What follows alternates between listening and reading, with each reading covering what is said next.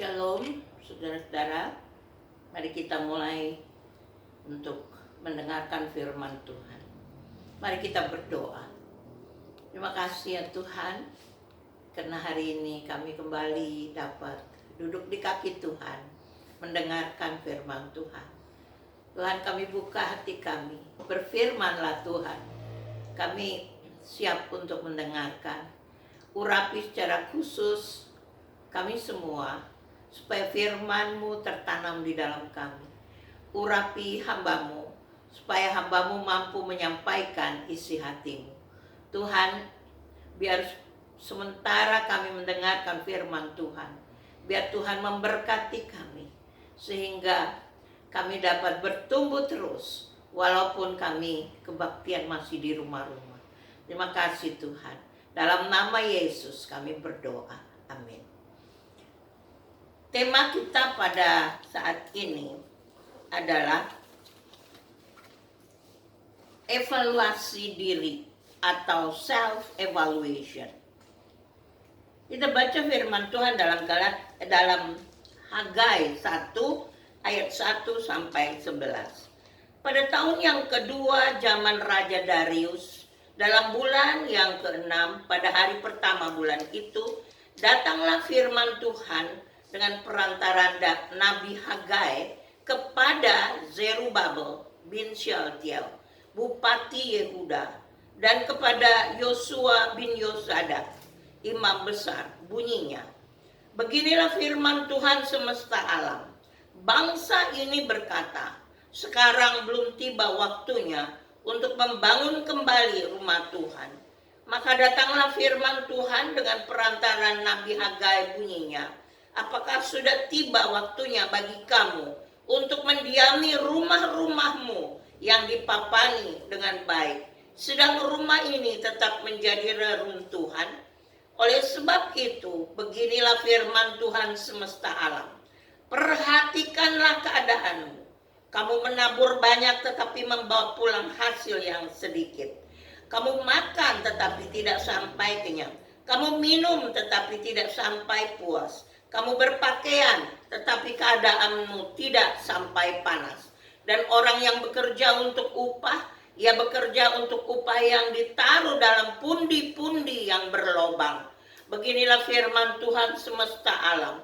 Perhatikanlah keadaanmu. Jadi, naiklah ke gunung, bawalah kayu, dan bangunlah rumah itu. Maka aku akan berkenan kepadanya, dan akan menyatakan kemuliaanku di situ. Firman Tuhan, kamu mengharapkan banyak tetapi hasilnya sedikit. Dan ketika kamu membawanya ke rumah, aku menghembuskannya. Oleh karena apa? Demikianlah firman Tuhan semesta alam. Oleh karena rumahku yang tetap menjadi reruntuhan, selama kamu masing-masing sibuk, sedang kamu masing-masing sibuk dengan urusan rumahnya sendiri. Itulah sebabnya langit menahan embunnya dan bumi menahan hasilnya. Dan aku memanggil kekeringan datang ke atas negeri, ke atas gunung-gunung, ke atas gandum, ke atas anggur, ke atas minyak, ke atas segala yang dihasilkan tanah, ke atas manusia dan hewan, dan ke atas segala hasil usaha. Tuhan pada saat itu menyampaikan firman Tuhan. Dikatakan firman Tuhan, perhatikanlah keadaan. 2 kali dikatakan firman Tuhan, perhatikanlah keadaanmu. Ayat 5 dan ayat 7 artinya adalah introspeksi diri, evaluasi diri. Apa yang diperhatikan? Pertama, kamu menabur banyak, tetapi kamu bawa pulang sedikit. Kamu makan, tapi tidak kenyang. Kamu minum, tapi tidak puas. Kamu berpakaian, tetapi tidak panas. Pundi-pundi kamu berlobang. Mengharapkan banyak, tetapi hasilnya sedikit. Karena Tuhan menghembuskannya. Langit menahan embun, bumi menahan hasil. Kekeringan ke atas usaha. Nah, saudaraku, perhatikanlah keadaan. dikatakan dalam bahasa asli adalah sum atau SUWM. Artinya yang pertama, ada atau tidak dalam hidupmu yang harus diubah. Itu perhatikan. Sum, ada atau tidak dalam hidupmu yang harus diubah. Yang kedua, to make for transform, untuk merubahnya, untuk berubah. Yang ketiga, make for sign, beri tanda. Kalau ada di dalam hidupmu yang harus dirubah, beri tanda. Yang keempat, kamu buat keputusan.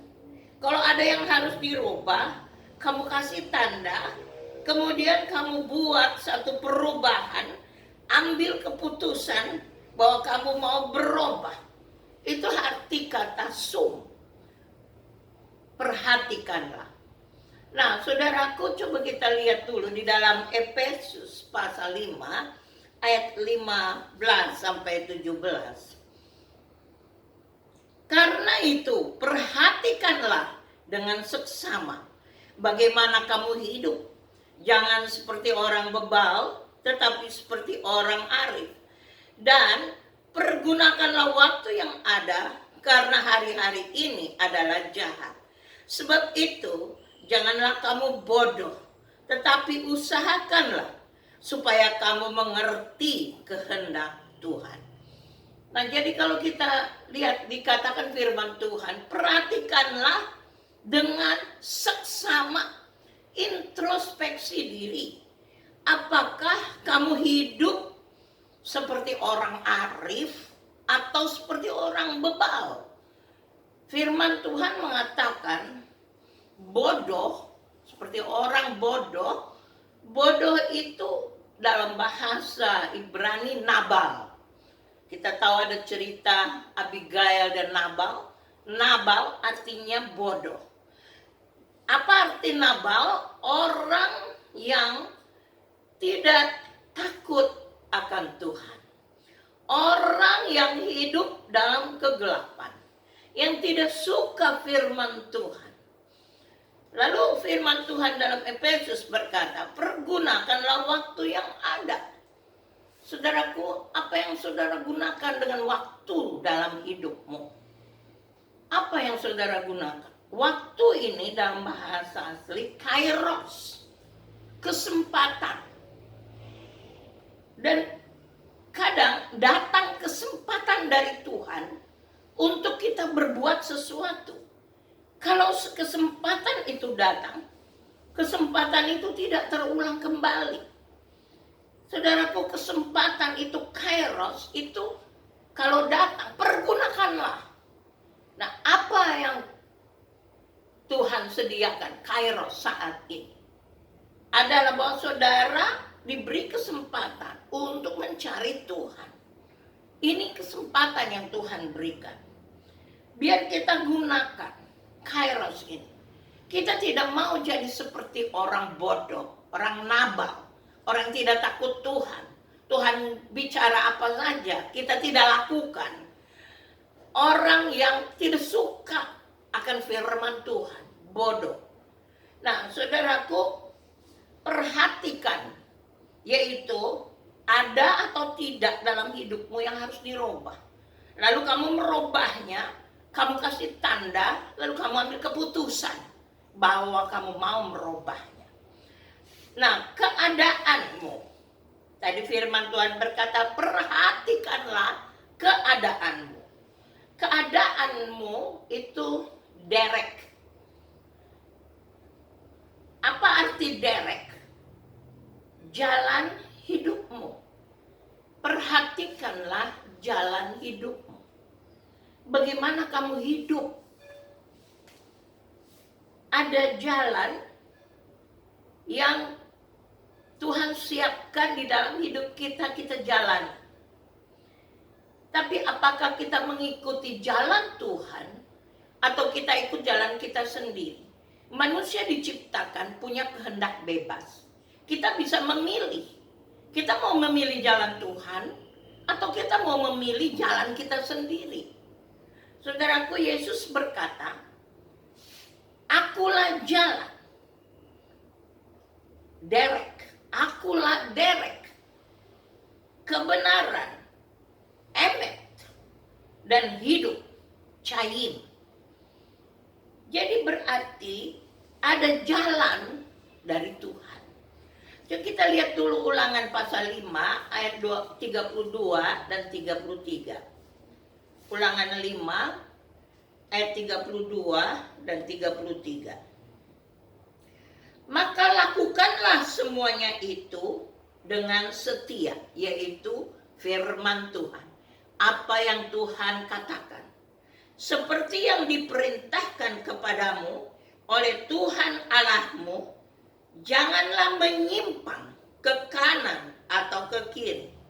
Segenap jalan, derek, yang diperintahkan kepadamu oleh Tuhan Allahmu, haruslah kamu jalani, supaya kamu hidup dan baik keadaanmu, serta lanjut umurmu di negeri yang akan kamu duduki.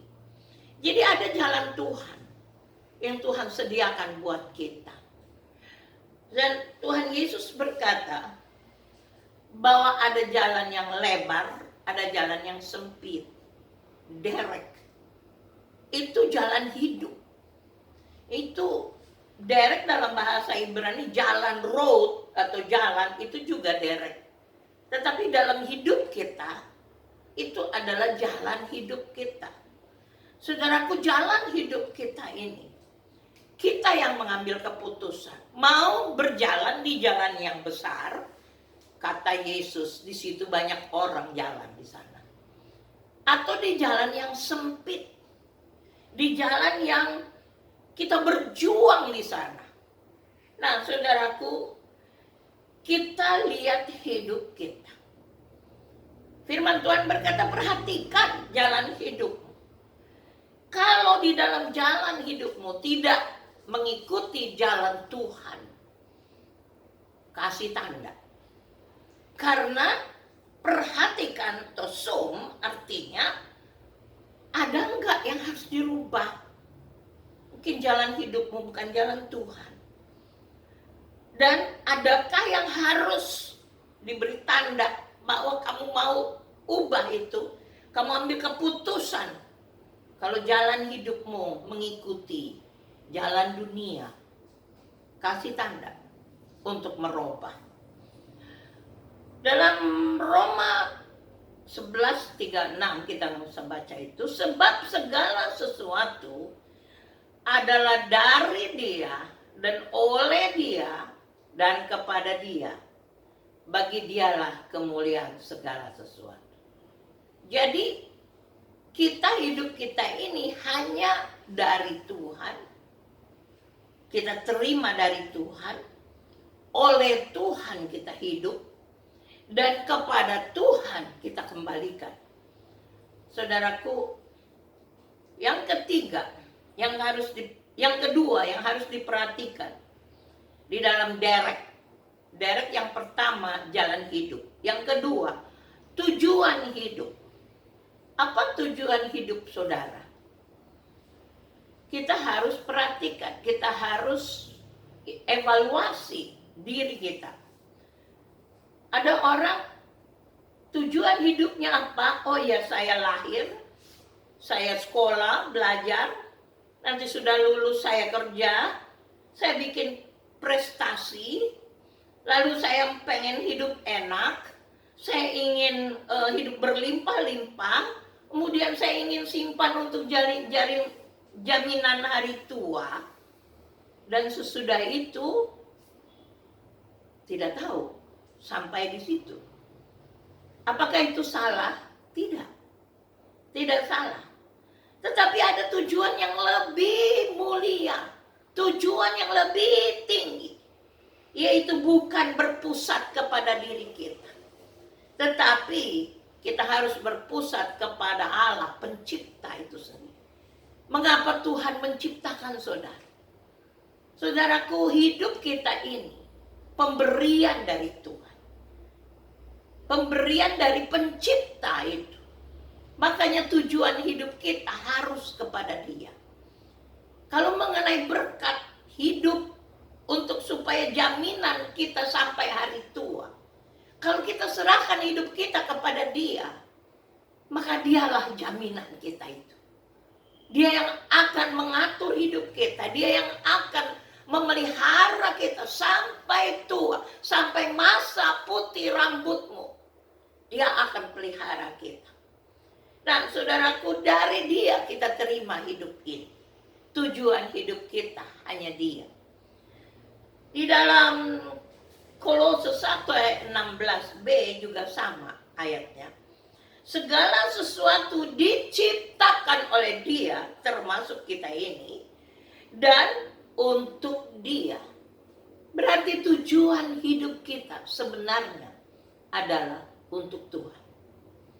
Saudaraku, karena apa yang kita cari di dalam hidup ini, itu disediakan Tuhan. Jadi salah kalau kita mencari yang untuk hidup ini, tetapi kita tidak mencari Tuhan. Salah. Saudaraku, jadi tujuan hidup kita adalah untuk Tuhan. Karena kita terima hidup ini dari Tuhan. Nah, kalau kita belum, tujuan hidup kita ini belum untuk Dia. Segala sesuatu kita terima dari Dia. Dan tujuan kita hanya Dia. Beri tanda. Kalau belum, beri tanda. Dan kita harus merubahnya. Evaluasi diri. Kita harus merubahnya sesuai dengan perkataan firman Tuhan. Sungguh, perhatikanlah. Yang ketiga, arti kata derek. Keadaanmu. Derek. Yang ketiga adalah gaya hidupmu. Saudaraku, gaya hidup ini pedoman kita, tokoh identifikasi kita untuk gaya hidup adalah Yesus. Karena kita mengikuti Yesus di dalam segala sesuatu. Saudaraku, ada gaya hidup duniawi. Gaya hidup dunia. Tetapi standar hidup kita harus gaya hidup kerajaan Allah. Nah, standar nilai gaya hidup kerajaan Allah berbeda dengan gaya hidup dunia ini. Sebab itu kita harus sekarang evaluasi bagaimana gaya hidup saya. Saudaraku, gaya hidup kita bisa lihat dalam 1 Yohanes 2 ayat 15 dan sampai 17. Janganlah kamu mengasihi dunia dan apa yang ada di dalamnya. Jikalau orang mengasihi dunia, maka kasih akan Bapa tidak ada di dalam orang itu. Sebab semua yang ada di dalam dunia, yaitu keinginan daging dan keinginan mata, serta keangkuhan hidup, bukanlah berasal dari Bapa, melainkan dari dunia. Dan dunia ini sedang lenyap dengan keinginannya. Tetapi orang yang melakukan kehendak Allah tetap hidup selama-lamanya. Nah, saudaraku, ada keinginan daging. Keinginan daging itu apa? Orang yang hidupnya itu dikuasai oleh daging. Apa itu? Kita bisa lihat itu di dalam Galatia. Perbuatan daging telah nyata, kata firman Tuhan. Percabulan, kecemaran, hawa nafsu, penyembahan berhala. Ada orang yang dikontrol oleh itu. Selalu kepada penyembahan berhala. Pergi ke dukun-dukun, sihir, perseteruan. Orang yang selalu mau berantem. Orang yang selalu panas. Bawanya panas, bawa gaya hidupnya. Orang yang iri hati, melihat orang lain iri. Orang yang penuh amarah, kepentingan diri sendiri. Orang pecideraan, roh pemecah, kedengkian, kemabukan, pesta pora. Itu firman Tuhan katakan. Hidup begitu terus. Saudara, kalau saudara ada hidup di dalam itu, setiap kali dikuasai hal-hal itu, saudara beri tanda. Kata firman Tuhan. Beri tanda dan buat satu keputusan untuk berubah. Nah, lalu keinginan daging dan kedua keinginan mata. Dua ini sejajar. Keinginan daging dan keinginan mata. Dua-dua adalah gairah untuk bersenang-senang. Mereka menikmatinya, hidup di dalam itu. Apa itu keinginan mata? Keinginan mata. Mata ini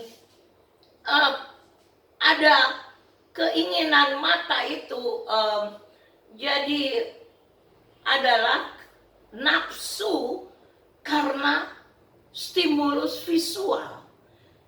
Melihat ini mau, melihat itu mau, bahkan kadang-kadang kepingin jadi orang yang dia lihat, dia kepingin seperti begitu. Saudaraku, itu keinginan mata. Mata ini jahat. Kalau dia lihat, dia bisa menimbulkan ingin di dalam orang. Itu dalam bahasa asli keinginan mata. Epitomia ton ophthalmon. Itu keinginan mata. Keinginan daging tadi, epitomia ton sarkos. Maksudnya melakukan hal itu. Orang yang lihat wanita lalu mau wanita itu. Sekarang ini wanita juga melihat pria, mau dengan pria itu. Keinginan mata. Nah, saudaraku, nafsu yang timbul karena visual stimulus. Jadi rangsangan daripada mata. Saudaraku, yang ketiga dikatakan bahwa keangkuhan hidup. Nah, jadi dua tadi yang sejenis, yaitu keinginan daging, keinginan mata. Yang ketiga, itu keangkuhan hidup. Ini adalah kebanggaan atau kesombongan atas kepemilikan materi. Jadi misalnya bangga, oh aku ada mobil, aku ada rumah besar, rumah yang lux, aku tasku bermerek, sepatu bermerek, oh bajuku saja bermerek, ini jutaan loh harganya. Ini keangkuhan hidup, bangga dengan kepemilikan, bangga dengan harta-harta duniawi. Saudaraku, itu keangkuhan hidup alazoneia tobio. Itu karena dia bangga dengan hal-hal materi. Dan dia tunjukkan supaya orang tahu bahwa dia itu siapa. Saudaraku, apa kata firman Tuhan? Bahwa dunia ini sedang lenyap dengan keinginannya. Tetapi orang yang melakukan kehendak Allah tetap hidup selama-lamanya. Nah, saudaraku, kalau ada kita lakukan hal itu, kita kasih tanda, kita robah, kita buat satu keputusan bahwa saya mau berubah. Saudaraku, ini firman Tuhan, perhatikanlah keadaan. Itu yang bagian yang pertama. Kalau kita lihat lagi di dalam Hagai pasal 1, bahwa ada firman Tuhan, tujuannya adalah bahwa rumah Tuhan yang tetap menjadi reruntuhan. Ayat 9. Dalam ayat 9, kamu mengharapkan banyak tetapi hasilnya sedikit. Ketika kamu membawa pulang ke rumah, aku menghembuskannya. Oleh karena apa? Demikian firman Tuhan semesta alam. Oleh karena rumahku yang telah menjadi reruntuhan, sedang kamu masing-masing sibuk dengan urusan rumahnya sendiri. Saudaraku, Tuhan memperhatikan soal rumah Tuhan. Rumah Tuhan itu bahasa aslinya bayit atau bet, artinya rumah. Lalu rumah Allah, bayit Elohim, bayit YHWH. Nah, saudaraku, mengapa sampai Israel tidak membangun bait Allah? Karena sudah reruntuhan saat ini. Saudaraku, latar belakangnya, bait Allah itu hancur karena Nebukadnezar. Nebukadnezar menghancurkan Yehuda, kerajaan Yehuda. Israel ada dua, satu Israel, yang satu Yehuda. Yehuda itu yang di Yerusalem. Yehuda itu adalah keturunan Daud. Sedangkan yang Israel bukan keturunan Daud. Dan Israel sudah hancur duluan, 100 tahun yang lalu. Sudah hancur oleh Asyur. Lalu kemudian sekarang Yehuda 100 tahun kemudian. Mengapa 100 tahun kemudian? Karena di Yehuda ada bait Allah. Saudaraku, lalu kemudian Nebukadnezar membawa barang-barang dari bait Allah. Itulah pada waktu di kitab Daniel, anaknya Belsasar memakai barang-barang dari bait Allah untuk dalam satu pesta, sehingga ada tangan mene tekel ulfasin. Nah, saudaraku, lalu kemudian pada waktu Nebukadnezar menghancurkan Yehuda dan bait Allah, maka dibawalah orang-orang Israel menjadi tawanan. Dan kemudian pada waktu itu ada raja, jadi sesudah Belsasar, kemudian ada Raja Kores. Nah, Kores ini orang Persia karena Babilonia ditaklukkan oleh Persia, sehingga menjadi kerajaan itu di bawah Persia.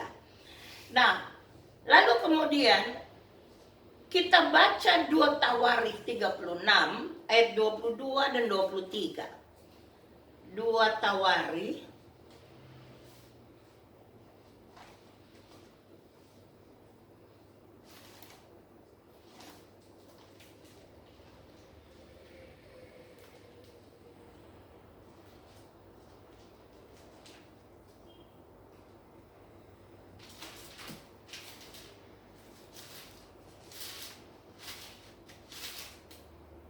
Tawarikh 26 ayat 22 dan 23.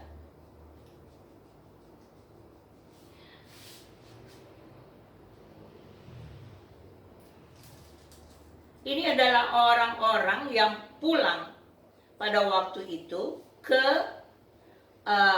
Israel.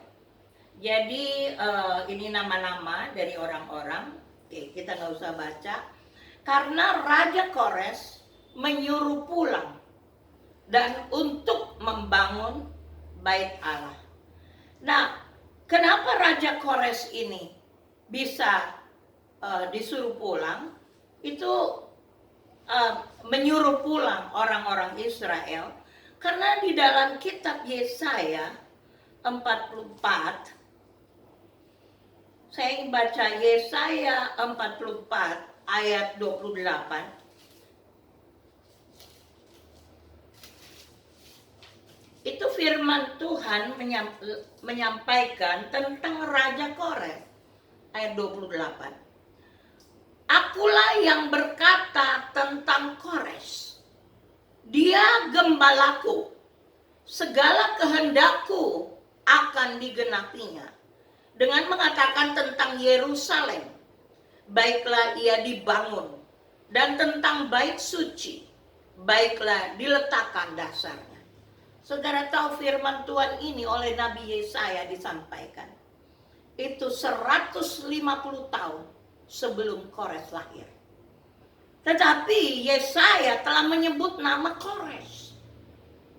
Aku berkata tentang Kores, dia gembalaku, kata Tuhan. Dia akan melakukan kehendakku.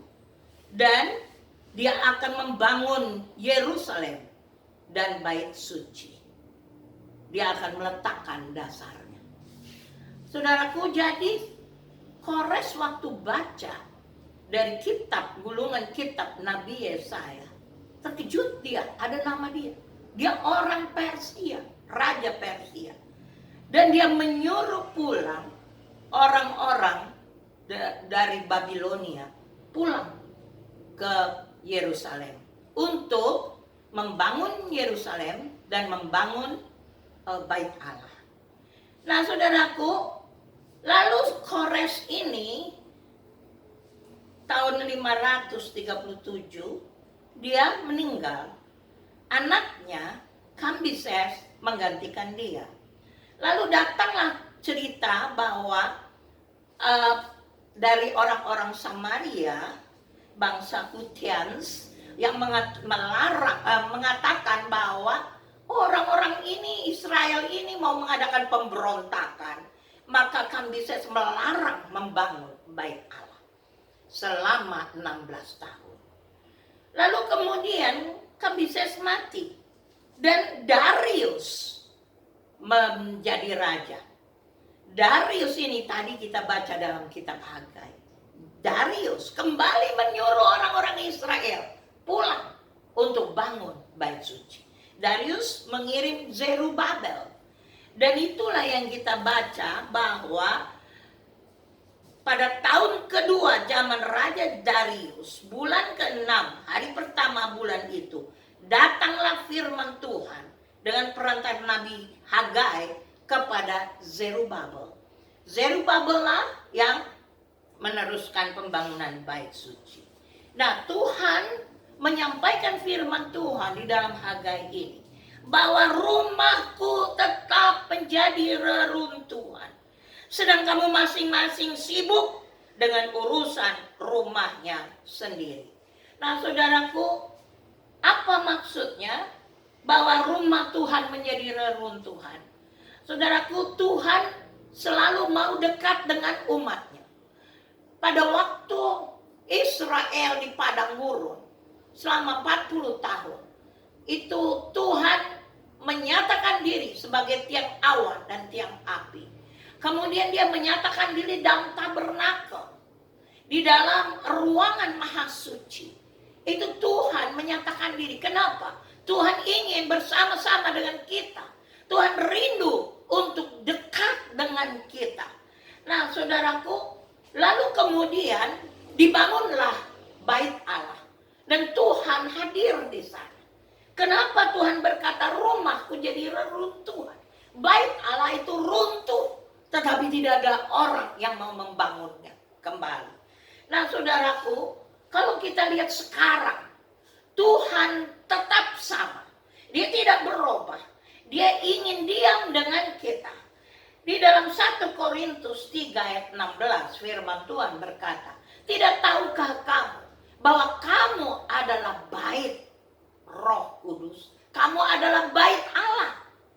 Kenapa? Karena Tuhan mau tinggal di dalam kita.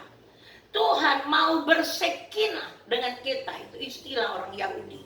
Kita harus buka hati kita dan izinkan. Dan hati kita ini, hidup kita ini yang adalah bait suci, apakah dalam keadaan reruntuhan? Apakah dalam keadaan yang tidak terbangun? Dalam keadaan runtuh. Saudaraku, sebab itu kita harus perhatikanlah keadaan, kata firman Tuhan. Kalau sampai pembangunan dari bait Allah ini, hidup kita ini tidak bertumbuh, kasih tanda. Saya harus bertumbuh. Karena Allah mau diam di dalam saya. Allah mau bersekinah dengan saya. Allah mau dekat dekat dengan saya. Jadi perhatikanlah pembangunan bait Allahmu ini. Perhatikanlah, di dalam ayat 2 berkata, perhatikanlah pembangunan rumah Tuhan. Saudaraku, jadi Tuhan tidak pernah berhenti untuk mau tinggal dekat dengan kita. Kalau Israel dulu di bait Allah, kalau Israel dulu dalam tiang awan, tiang api, dalam tabernakel, dalam ruangan maha suci, sekarang Tuhan mau tinggal di dalam hidup kita ini. Kita adalah bait Allah. Nah, saudaraku, jadi perhatikanlah bagaimana pembangunan rohanimu. Apakah rohanimu hanya biasa-biasa, hanya bergereja, sebatas bergereja? Tidak ada satu perkembangan rohani sama sekali. Saudara boleh sudah terima Yesus, saudara boleh sudah melayani, tetapi pembangunan rohani saudara terhambat. Nah, saudaraku, yang kedua, jangan taruh prioritas pertama pada diri kita. Sebab tadi firman Tuhan berkata bahwa sedang kamu masing-masing sibuk dengan urusan rumahnya sendiri. Ini rumah Tuhan tidak diperhatikan. Tidak ada pembangunan rumah Tuhan. Tidak ada usaha-usaha untuk membangun rumah Tuhan. Sebab itu jangan taruh prioritas pada diri kita. Kita sering prioritas kita pertama keluarga kita. Kita prioritas pertama pekerjaan kita. Prioritas pertama mungkin hobi kita. Hal-hal itu akan kita tinggalkan nantinya. Kita akan menghadap Tuhan sendiri. Sebab itu perhatikanlah. Yang pertama, pembangunan rumah rohanimu. Yang kedua, bahwa prioritas pertama engkau adalah Tuhan. Tujuan hidupmu, Derek, tujuan hidupmu adalah Tuhan. Saudaraku, firman Tuhan mengatakan, evaluasi diri. Perhatikan ada atau tidak di dalam hidupmu yang harus diubah. Dan engkau berniat merubahnya. Engkau kasih tanda. Dan engkau membuat keputusan. Aku akan berubah. Aku mau perhatikan rumah rohaniku. Aku mau taruh prioritas pertama adalah Tuhan. Terpuji nama Tuhan. Mari kita akan masuk di dalam perjamuan kudus. Saudara siapkan anggur dan roti di rumah masing-masing. Kita angkat roti ini tinggi-tinggi. Sebab apa yang telah kuteruskan kepadamu, telah kuterima dari Tuhan, yaitu bahwa Tuhan Yesus pada malam waktu ia diserahkan, ia mengambil roti dan sesudah itu ia mengucap syukur atasnya. Ia memecah-mecahkannya dan berkata, inilah tubuhku yang diserahkan bagi kamu. Perbuatlah ini menjadi peringatan akan aku. Kita mau makan bersama. Roti yang melambangkan tubuh Kristus ini. Kita makan bersama dalam nama Yesus.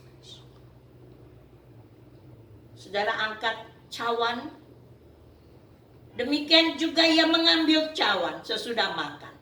Lalu berkata, cawan ini adalah perjanjian baru yang dimeteraikan oleh darahku.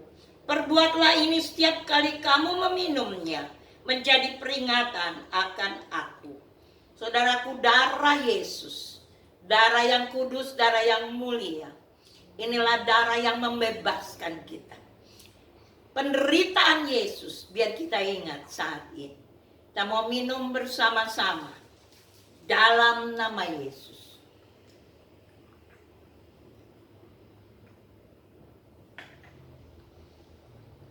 Haleluya, haleluya, haleluya, haleluya, haleluya, haleluya. haleluya, haleluya.